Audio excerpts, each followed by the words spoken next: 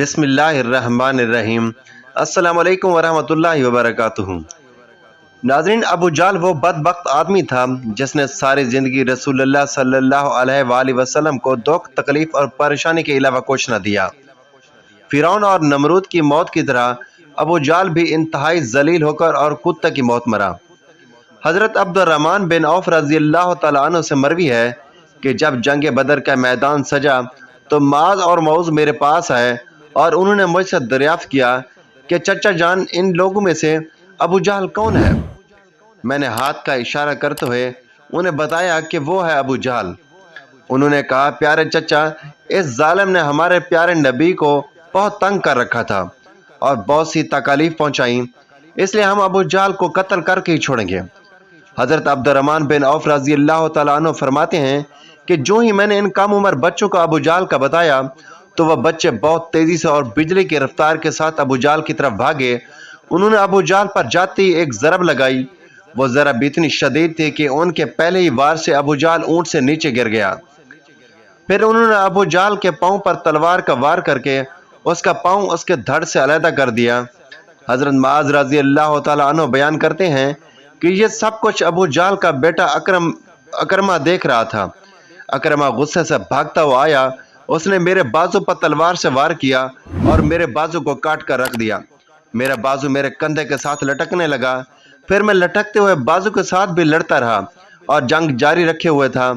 جب میں نے دیکھا کہ میرے بازو میں زیادہ تکلیف ہے تو میں نے بازو کو اپنے پاؤں کے نیچے رکھا اور ایک زور کے جھٹکے سے اس بازو کو خود ہی اپنے دھڑ سے جدا کر دیا۔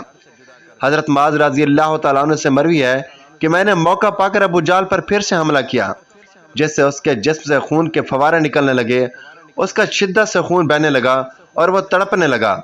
ابو جہل کو موت کے گھاٹ اتار کر یہ دونوں بچے اللہ کے رسول کے پاس آ کر عرض کرنے لگے، یا رسول اللہ، ہم نے ابو جہل کو قتل کر ڈالا۔ امام طبری لکھتے ہیں کہ ابو جہل ابھی قتل نہ ہوا تھا، بلکہ وہ درد سے چیخ چلا رہا تھا اور تڑپ تڑپ کر درد سے موت کا انتظار کر رہا تھا۔ جب جنگ ختم ہوئی تو رسول اللہ صلی اللہ علیہ وآلہ وسلم نے تمام صحابہ کو حکم دیا کہ ابو جہل کی لاش تلاش کرو اور پتہ کرو وہ کہاں ہے۔ سب صحابہ ابو جہل کی لاش تلاش کرنے میں مگن ہوئے۔ حضرت عبداللہ بن مسعود رضی اللہ تعالیٰ عنہ بھی ان میں شامل تھے۔ رسول اللہ صلی اللہ علیہ وآلہ وسلم نے تمام صحابہ کو ابو جہل کی نشانی بتائی کہ ابو جہل کے گھٹنے پر زخم کا نشان ہوگا۔ صحابہ نے عرض کی، یا رسول اللہ، ابو جہل کے گھٹنے پر وہ نشان کس طرح آیا تھا؟ رسول اللہ نے فرمایا، ایک دفعہ میں اور ابو جہل عبداللہ بن جدان کے گھر دعوت پر گئے تھے۔ اس وقت ہماری عمریں چھوٹی تھی، ہم دونوں میں کسی بات پر جھگڑا ہو گیا۔ میں نے ابو جہل کو زور سے دھکا دیا جس وجہ سے وہ زمین پر گرا اور اس کے گھٹنے پر ایک گہرا زخم آ گیا۔ وہ زخم تو ٹھیک ہو گیا لیکن اس کا نشان آج بھی باقی ہے۔ حضرت عبداللہ ابن مسعود رضی اللہ تعالیٰ عنہ سے روایت ہے کہ میں جنگ کے میدان میں ہر لاش کو الٹا الٹا کر دیکھ رہا تھا کہ مجھے ایک جگہ پر ابو جہل زخمی حالت میں نظر آیا۔ میں اس کے پاس گیا تو میں نے دیکھا کہ وہ ابھی مرا نہ تھا بلکہ زندگی کی آخری سانسیں لے رہا تھا۔ اس کے جسم سے خون کے فوارے جاری تھے۔ میں نے رسول اللہ کی بتائی ہوئی نشانی بھی دیکھی تو مجھے یقین ہوا کہ یہی ابو جہل ہے۔ میں نے اس کی ٹانگوں سے پکڑ کر زور سے گھسیٹنا شروع کیا تو وہ درد کی وجہ سے چیخنے لگا۔ میں نے ابو جہل سے مخاطب ہو کر کہا، اے خدا کے دشمن، اللہ نے تجھے ذلیل و خوار کر کے رکھ دیا ہے۔ ابو جہل کہنے لگا، اس میں ذلت والی کون سی بات ہے؟ میں تو اس آدمی سے بدلہ لینے کے لیے یہاں آیا تھا جس آدمی کو تم لوگوں نے قتل کیا۔ اس نے مجھ سے پوچھا کہ یہ بتاؤ، اس جنگ میں فتح کس کی ہوئی؟ میں نے کہا، بے شک اس جنگ میں اللہ کے رسول صلی اللہ علیہ وآلہ وسلم کی فتح ہوئی۔ پھر اس نے کہا، اے ابن مسعود، چرواہا تو بہت ہی اونچی جگہ پہنچ گیا ہے۔ دوسرا قول یہ بیان کیا جاتا ہے کہ حضرت عبداللہ بن مسعود نے بیان کیا کہ میں نے ابو جہل سے کہا، تیرا قاتل میں ہوں۔ ابو جہل نے کہا، نہیں، تو تجھ سے پہلے مجھے کوئی اور قتل کر گیا ہے۔ یہ بھی بیان کیا جاتا ہے کہ جب ابن مسعود ابو جہل کے سینے پر بیٹھ کر کہنے لگے، اے اسلام کے بدترین دشمن، تم تو فرعون سے بھی زیادہ بدبخت نکلے۔ فرعون نے تو پھر بھی مرتے وقت کہا تھا کہ میں ہی غلطی پر ہوں، لیکن تم نے تو مرتے ہوئے بھی اسلام کے خلاف بکواس کر رہے ہو۔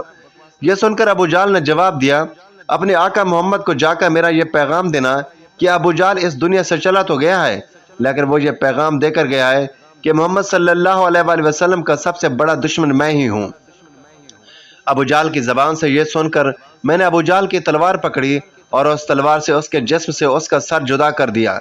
फरमाते हैं कि मैं जिस्म से उसका सर काट कर नबी करीम सल्लल्लाहु अलैहि वसल्लम के पास ले आया। मैंने आका दो जहां की बारगाह में अबू जाल का सर पेश करते हुए अर्ज की, या रसूलल्लाह, ये लीजिए अबू जाल का सर। रसूल अकरम सल्लल्लाहु अलैहि वसल्लम ने फरमाया, कसम है उस जात की जिसने मुझे पैदा किया, जिसके कब्ज़े में मेरी जान है, बेशक यही अबू जाल का सर है। आप सल्लल्लाहु अलैहि वसल्लम ने अबू जाल के सर के पास खड़े होकर फरमाया, ये काफिर अबू जाल इस उम्मत का खतरनाक और जालिम तरीन फिरौन था। हर उम्मत में एक फिरौन होता है, जबकि मेरी उम्मत का फिरौन अबू जाल था। अल्लाह का लाख लाख शुक्र है कि यह बदबख्त हलाक हुआ। रिवायत में इस तरह बयान किया गया है कि रसूलुल्लाह सल्लल्लाहु अलैहि वसल्लम ने शुक्राने के नवाफिल अदा किए। रसूलुल्लाह के फरमाने पर अबू जाल की लाश, सर और कुरैश के 24 सरदारों को एक कुएं में फेंक दिया गया। इसके बाद रसूलुल्लाह सल्लल्लाहु अलैहि वसल्लम ने 3 दिन मैदान बदर में रहे और जाते हुए उस कुएं पर भी गए जहां कुफार मक्का की लाशें फेंकी गई थीं। हजूर सल्लल्लाहु अलैहि वसल्लम ने कुएं पर खड़े होकर कत्ल होने वाले को यह फरमाया कि ऐ कुएं में फेंकी गई लाशों, क्या तुमने अल्लाह के वादे को पूरा होते हुए पा लिया है? अल्लाह का वादा सच साबित हुआ। हजरत अनस रज़ी अल्लाह तआला अन्हु से मरवी है कि रसूलुल्लाह ने आधी रात के वक्त इन तमाम लाशों के नाम लेकर फरमाया, ऐ अबू जाल बिन हशाम, ऐ उतबा बिन रबी। इस तरह नबी करीम सल्लल्लाहु अलैहि वसल्लम ने सभी लाशों के नाम लिए और फरमाया, क्या तुमने रब कायनात का वादा पूरा होते हुए देख लिया? क्या तुमने अपने खुदाओं का वादा सच पाया? मेरे खुदा ने जो मुझसे वादा किया था वही सच हुआ। उस पर साहबा ने पूछा, या रसूलुल्लाह, आप लाशों से बातें कर रहे हैं? तो हजूर करीम सल्लल्लाहु अलैहि वसल्लम ने फरमाया, जो बातें मैं इनसे कर रहा हूँ तुम इन लाशों से ज्यादा नहीं सुन सकते। बस ये लाशें बोल नहीं पाती, सब कुछ सुन रही हैं। इमाम तिबरी लिखते हैं कि मोहम्मद बिन इसाक बयान करते हैं कि बाज़ उलमा ने यह बात बयान करते हुए कहा है, हजूर सल्लल्लाहु अलैहि वसल्लम ने लाशों को कहा कि तुम लोगों ने मुझसे दुश्मनी की, बल्कि दूसरे लोगों ने मुझसे दोस्ती की। तुमने मुझसे मेरे शहर को छीना, दूसरे लोगों ने मुझे अपने शहर में पनाह दी। तुम लोग मुझे झूठा कहते रहे, दूसरे लोगों ने मुझे सच्चा और आखिरी नबी कहा। तुम लोगों ने मुझे बेशुमार तकलीफें दी, लेकिन दूसरे लोग मेरी तमाम परेशानी में शरीक रहे। इसके बाद रसूलुल्लाह सल्लल्लाहु अलैहि वसल्लम ने फरमाया, मैंने तो अपने रब कायनात के वादे को सच पाया है। बेशक मेरा खुदा सच्चा है और तुम्हारे मिट्टी से बने खुदा झूठे हैं।